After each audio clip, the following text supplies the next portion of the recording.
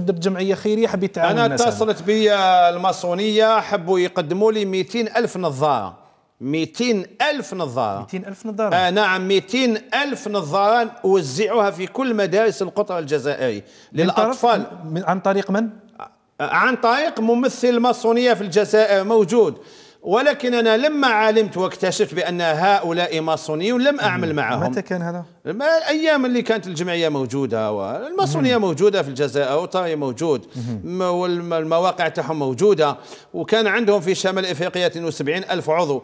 الفائدة وش أنا نقول لأبنائي؟ هاي واضحة، اعمل الخير واحذر، لأن بعض الناس يظن أن عمل الخير هذا ما عندوش ارتباطات سياسية، كاين دول احتلت من خلال فكرة خيرية.